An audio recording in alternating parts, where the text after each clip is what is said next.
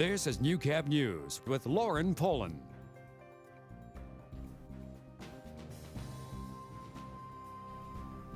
Good evening and thank you for joining us. The last day of winter definitely proved its point. The heavy snowfall brought the Midwest region to a standstill last night. Numerous roads were closed, including Highway 16 between Vermilion and Lloydminster. As Peter Quinlan explains, people were stunned by the severe weather.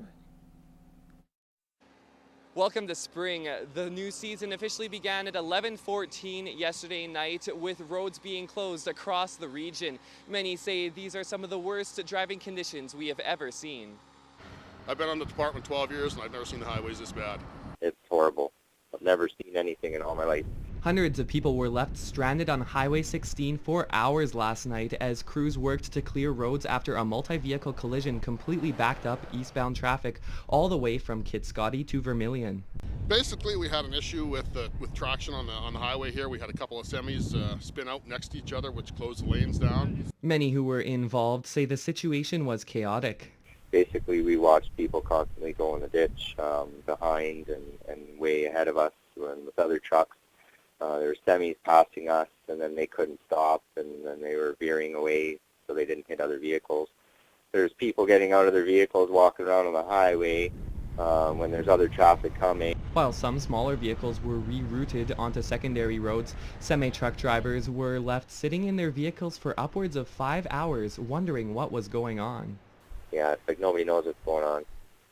So it's be nice to somehow get some kind of warning out here over the radio or something. The stretch of Highway 16 was closed for about 2 hours, and many other roads around the region were left in a state of chaos. Elsewhere in the county of Vermilion River towards Vermilion's detachment area, in and around Lloydminster, all over the place essentially. Those who remained in the city also faced treacherous road conditions, from pedestrians slipping on ice to vehicles stuck in snowbanks. Even our news camera was blown over by the heavy wind. Some wish there was a better way to inform the public of these adverse conditions. But I mean, if there's something on the radio right now, everyone would know what's going on. All these guys are just sitting there waiting, and they don't know what's going on. The culprit of the mess we are left dealing with is an abnormally strong low-pressure system that formed in Montana late Sunday night and took an unusual track to the northeast because of the upper-level jet stream winds that direct storm paths. Most storms that hit our region come from the west of us, forming in Alberta, not having quite as much room to gather their energy as this one did. It has since moved off to the north and east of us, pulling with it the jet stream, and we will be left with more seasonable conditions that will help melt the snow. Peter Quinlan, Newcap News. In the lead up to Alberta's provincial election, an organization out of Edmonton has launched a Local Matters campaign to educate people on how their communities and services are funded. According to the Alberta Urban Municipalities Association, changes to the current funding agreement with the province are needed, and Lloydminster's mayor is on board. When you touch and feel all the things that you get here in Lloydminster, roads, water, sewer, police, all of the essential services are provided here. Only 10 cents of that total tax dollar is actually coming to us to do that. And that dollar, the remaining 90 cents leaves the community, being collected by federal and provincial governments. It's no wonder that infrastructure is crumbling under the ground. It's no wonder that projects are deferred. And it's no wonder that we can't get the right number of policing and things like that sometimes. We only have a small percentage of your tax dollar to work with.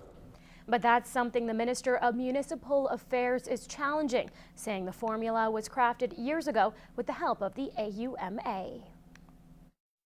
We build transportation corridors, we build schools, we build hospitals, we fund education, we fund healthcare, we fund arts and culture organizations and rec facilities as well. The argument that 90% of the wealth of a community is taken out and only 10% comes back to municipalities, well, I don't know what they think the province does with the money, because what do they think? We run down to Vegas and spend it? We turn it back into communities.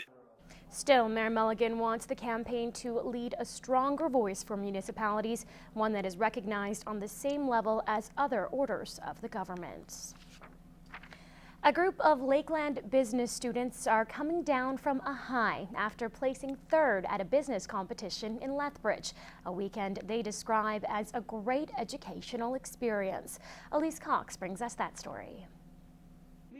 It doesn't get any more hands-on than this. These Lakeland business students are making their return to school after a competition in Lethbridge. It was challenging and tiring, but it was growing in the end. It was great. Great because the team took home third place prize for their case study. It's all about taking a real live case and applying what we learned in the classroom to real life. Students meet and they have a set amount of time to read it, analyze it, come up with a PowerPoint presentation. In that presentation, they have to talk about their alternatives, their recommendations, and implementation timeline. The team discussed their case strategy for a grueling 10 hours and came out with an out-of-the-box solution with positive outcomes. We learned to feed off of each other's strengths and weaknesses, and it really worked out. The team was put together by faculty members based on what they've seen in the classroom. We all brought something different to the table so that we became a better team as a whole. And the real-life problems helped these students be better business-minded. Within the case, they actually learned how to be a team player, how to analyze a case, to be flexible, and so on and so on.